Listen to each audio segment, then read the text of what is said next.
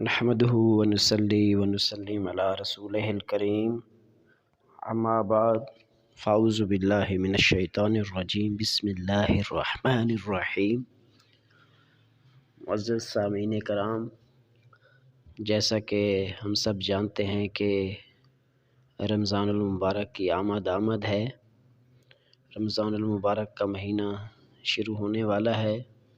تو سوال یہ پیدا ہوتا ہے کہ ہم رمضان المبارک کا کیسے استقبال کریں،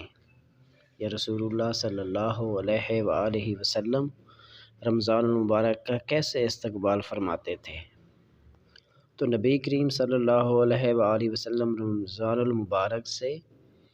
اتنی زیادہ محبت فرماتے کہ اکثر اس کے پانے کی دعا فرماتے تھے، اور رمضان المبارک کا اہتمام ماہ شعبان میں ہی روزوں کی کثرت کے ساتھ ہو جاتا تھا۔ آپ صلی اللہ علیہ وآلہ وسلم بڑے شوق و محبت سے رمضان المبارک کا استقبال فرماتے۔ نبی کریم صلی اللہ علیہ وآلہ وسلم اس مبارک مہینے کو خوش آمدید کہنے کے لیے اس کا استقبال فرماتے، اور صحابہ کرام سے سوالیہ انداز میں 3 بار دریافت کرتے کہ کون تمہارا استقبال کر رہا ہے اور تم کس کا استقبال کر رہے ہو؟ تو حضرت عمر بن خطاب رضی اللہ تعالی عنہ نے عرض کیا، یا رسول اللہ صلی اللہ علیہ وآلہ وسلم، کیا کوئی وحی اترنے والی ہے؟ تو آپ نے فرمایا نہیں۔ پھر عرض کیا کہ یا رسول اللہ صلی اللہ علیہ وآلہ وسلم، کسی دشمن سے جنگ ہونے والی ہے؟ تو نبی کریم صلی اللہ علیہ وآلہ وسلم نے فرمایا نہیں۔ پھر تیسری دفعہ حضرت عمر بن خطاب رضی اللہ تعالی عنہ نے عرض کیا، پھر کیا بات ہے؟ تو آپ صلی اللہ علیہ وآلہ وسلم نے فرمایا کہ بے شک اللہ تعالیٰ ماہ رمضان کی پہلی رات ہی تمام اہل قبلہ کو بخش دیتا ہے۔ اسی طرح دوسری احادیث مبارکہ آپ صلی اللہ علیہ وآلہ وسلم کی ہے کہ حضرت انس بن مالک رضی اللہ تعالی عنہ سے مروی ہے کہ جیسے ہی ماہ رجب کا چاند طلوع ہوتا تو آپ صلی اللہ علیہ وآلہ وسلم یہ دعا فرماتے کہ اے اللہ ہمیں شعبان، یعنی اے اللہ ہمارے لیے رجب، شعبان اور بالخصوص ماہ رمضان کو بابرکت بنا دے، یعنی اللہم بارک لنا فی رجب و شعبان و بارک لنا فی رمضان۔ اسی طرح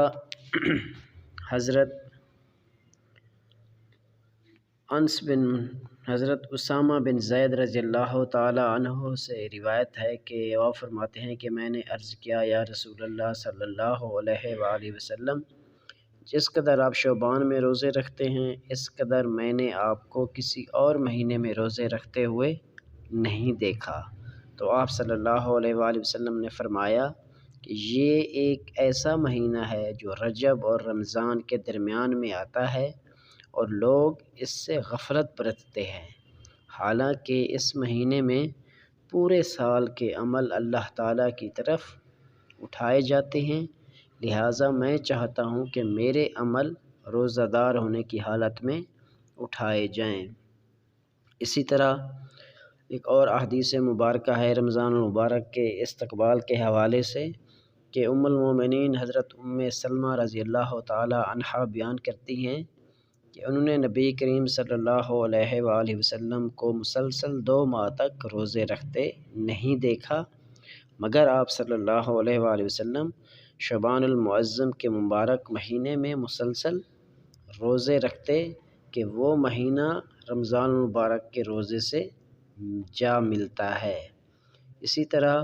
ماہ شعبان ماہ رمضان کے لیے مقدمہ کی مانند ہے، لہٰذا اس میں وہی اعمال بجا لانے چاہیے جن کی کثرت رمضان المبارک میں کی جاتی ہے، یعنی روزے اور تلاوت قرآن حکیم۔ علامہ ابن رجب حنبلی رحمۃ اللہ علیہ لطائف المعارف میں فرماتے ہیں کہ ماہ شعبان میں روزوں اور تلاوت قرآن حکیم کی کثرت اس لیے کی جاتی ہے تاکہ ماہ رمضان المبارک کی برکات حاصل کرنے کے لیے مکمل تیاری ہو جائے اور نفس رحمان کی اطاعت پر خوش دلی اور خوب اطمینان سے راضی ہو جائے۔ تو اسی طرح جس طرح ہمارے نبی کریم صلی اللہ علیہ وآلہ وسلم کا معمول تھا، تو ساتھ ساتھ صحابہ کرام رضوان اللہ عنہم کے معمول سے اس سے حکمت کی بھی تائید ہو جاتی ہے۔ حضرت انس رضی اللہ تعالی عنہ شعبان میں صحابہ کرام رضوان اللہ عنہم کے معمول پر روشنی ڈالتے ہوئے فرماتے ہیں کہ شعبان کے شروع ہوتے ہی مسلمان قرآن کی طرف جھک پڑتے، اپنے اعمال کی زکوٰۃ نکالتے تاکہ غریب مسکین لوگ روزے اور ماہ رمضان میں بہتر طور پر زندگی گزار سکیں۔ یعنی ان تمام احادیث مبارکہ سے ہمیں یہ سبق حاصل ہوتا ہے کہ جس طرح رسول اللہ صلی اللہ علیہ وآلہ وسلم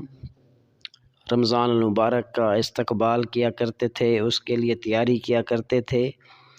تو اس کے ساتھ ساتھ نبی کریم صلی اللہ علیہ وآلہ وسلم کے ساتھ ساتھ اصحاب نبی یعنی صحابہ کرام رضی اللہ تعالی عنہم کا بھی یہی معمول تھا کہ وہ بھی سنت رسول پر عمل کرتے ہوئے رمضان المبارک کا استقبال کیا کرتے تھے۔ اور ان کے استقبال کرنے کا کیا طریقہ تھا کہ رمضان کی آمد سے پہلے ہی روزے رکھنا شروع کر دیتے، قرآن کی تلاوت کرنا شروع کر دیتے، مساکین غریبوں کی مدد کرنا شروع کر دیتے،